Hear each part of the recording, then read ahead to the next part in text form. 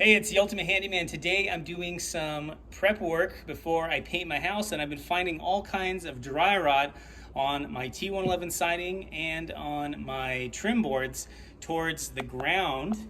And I'm going to show you a really cool trick that you can do to repair it without replacing an entire piece of plywood or a trim board. Because you don't want to go to the store now and buy wood because the prices are outrageous. Before we start the video, I want to ask you for a huge favor. Can you please subscribe to my channel? It doesn't cost you anything, but it really helps me out a lot. So here's a piece of T111 siding that I removed from the house. I'm going to use this piece as a demonstration to show you what's going on with the dry rot around the house. Now, most of the dry rot is actually in the bottom inch or two of the plywood closest to the ground.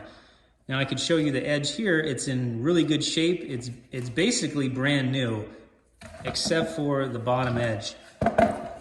And right around the bottom is where I'm getting the dry rot, and you can see it's very soft and crumbly, and it really wants to fall apart. You can't really do much repair work on it. You couldn't just fill this with wood filler because it would fail eventually and fall off. Now, there is a few other things you could do to this to repair it. You could cut the plywood up about a foot and put a patch piece in, but then you have to spend the time doing the labor, taking the piece out and putting it in, and then you also have to buy a full sheet of plywood to do the repair. Now, I did have to purchase one full sheet of T111 siding, 5/8 of an inch thick, and that cost me $96. Now, the prices for wood have shot up so much, and I think it's due to maybe COVID or something screwing up the supply chain. But you definitely do not want to go and purchase wood at the store if you can avoid it. And I think this is a really good method to save you lots of money on your siding repairs. And that goes for your trim boards as well. If you can, patch them, or if the bottom is in good enough shape to where the front edge is still squared off, but the back side is starting to kind of fall apart and crumble, you can use my technique to repair it. All right, so now I'm going to show you how I repair and stabilize the wood so that it doesn't crumble and fall apart.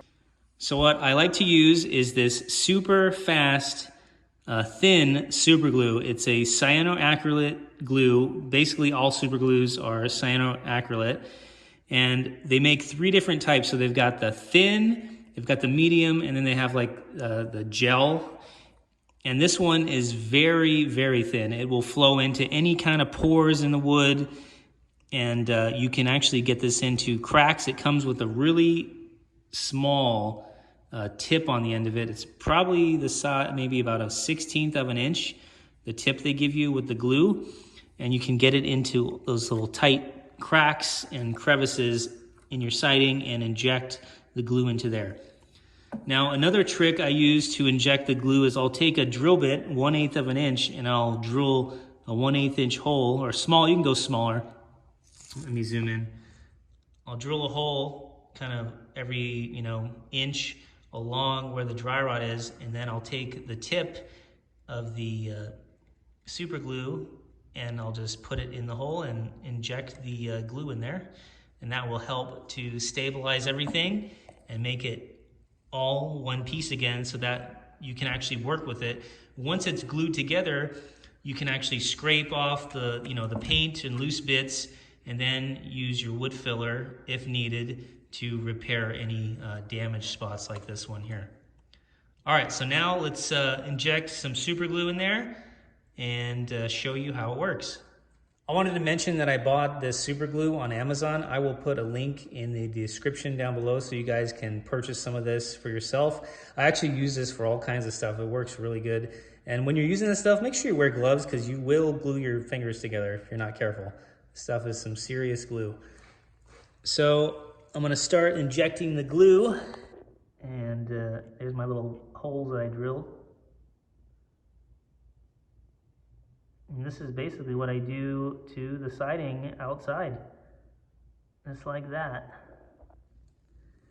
Just kind of spray the glue all over. And it soaks right into those wood pores. Before I share the final results with you, I want to show you how squishy the plywood was before I injected it with super glue. Now, as you can see, this plywood was very crumbly, and a lot of the plywood layers were delaminated and were no longer attached. And there were some spots where I could have broken huge chunks off with just my fingers, and even the paint was very easy to remove on the surface. Now the plywood is rock solid and you cannot even budge this stuff. Let me zoom in for you. So I'm gonna squeeze all along the length of it, and it does not move even a hair, man. It is that strong.